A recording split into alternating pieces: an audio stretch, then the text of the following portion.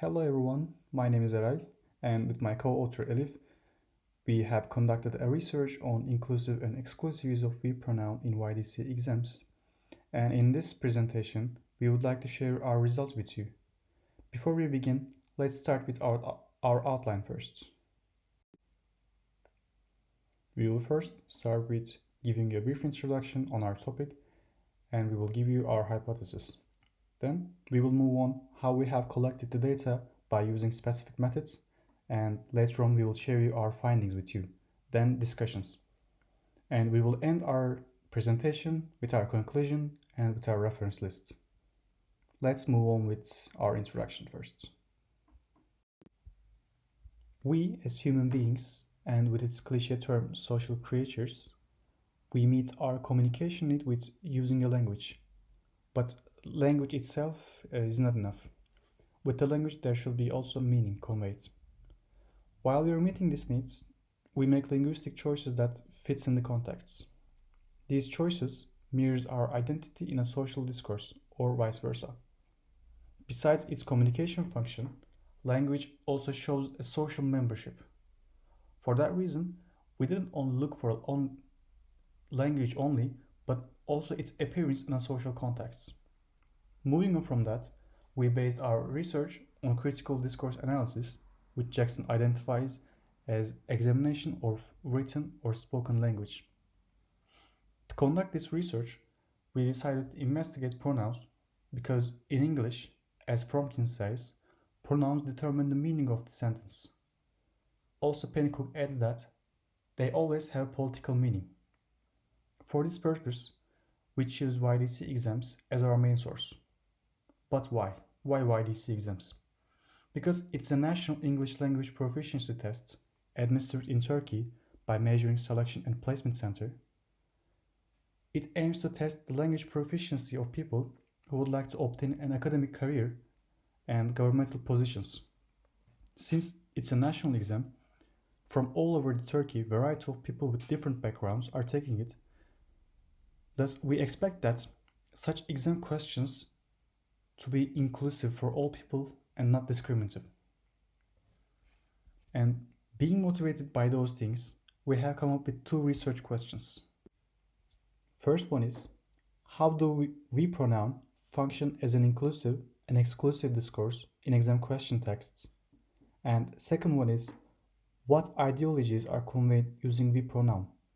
If there is any exclusive use of we pronoun. So we hypothesize that in YDC exams, first person plural pronouns mostly function as exclusive in discourse, and this exclusive function conveys ideologies of the authors if the texts we have investigated are authentic texts. When we were planning our data collection and analyzing methods, we were inspired by Professor Ali Fuat Selvi's research on inclusive and exclusive uses of we in 4 American textbooks for multicultural teacher education. As a first step, we identified we pronouns in YDC exam questions, and then we assigned a token to each of them. Later on, we categorized them according to their reference and according to the topic in which they occur in. I am Elif Saraçoğlu, and in this part of the presentation, I will talk about findings and results and then end this presentation. Let's have a look at this table. Using those methods I mentioned, we have found 468 pronouns in YDC exams in the years of 2014 and 2018. And in this total, we have found interestingly that most of the results, most of the personal pronouns refer to humans, and then the others were generally only scientific questions, scientific topic questions, and they were referring to scientists, meteorologists, food engineers, and others like personal private names like Sue and Jack, and etc. These reference in this table also tells us something about the author's topic choice, we can see that the topics were generally scientific ones, and the authors avoid controversial topics. And then this also makes reference more clear in these exam questions.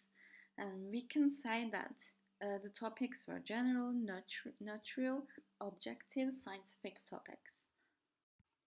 Contrary to our general findings I have mentioned in the last slide, we also found some reference that are controversial, that can be exclusive. And let's have a look at those examples. In this example, the author mentions a couple's decision on whether purchasing a material or an experience. So they want to renew their bathroom because it's in a terrible situation, but then with the reference of their friend, they decide to go on a safari, which is an experience. And at the end, they explain that but purchasing an experience is better than buying a material for people, and it brings more happiness, more content to people. But there's a problem with that because it's expressed that experiences are more likely to bring us together with other people while material things are enjoyed alone. When the author say us, when the author use this pronoun, it includes the other people as well, with author and others. But how? Because not everyone in the world has the freedom to make those kind of decisions. They are not free to choose a survival material over experience maybe, or any other things. So it's too general, too broad, and it excludes those other people who cannot purchase things as they wish. In another example, we can see that plural personal pronoun has an exclusive usage. Let's have a look. Almost all of us experience prejudice in one form or another. People make assumptions about us on the basis of our age, ethnicity, race, or sex, and we often find ourselves automatically making the same sorts of assumptions about others. So, in this example, us pronoun is, in the first glance, it refers to humans and all of us, but actually it excludes the others who may not have prejudices, and people make assumptions about us, saying that we are being judged and others are not maybe, and we are being judged and there are people out there judging us. So this us is very problematic here, and we cannot really say that it only refers to all humankind. After having looked at those examples, we can say that there are exceptions. So in our findings, we found that plural person pronouns, we, us, ours, generally refer to all humankind, and there are no specific usage after that. However, in some examples, we found some more controversial findings on pronouns, which can exclude others in the context. But in general, we cannot really say that we have found an ideology behind those example questions when we considered pronoun usage and its context in the exam. Overall, we hypothesize that in YDC exam, first person plural pronouns mostly function exclusive in this course, and this usage may convey some ideologies of the authors, of the exam holders. However, we didn't find significant results in our findings that exam questions carry out some certain ideologies in the context.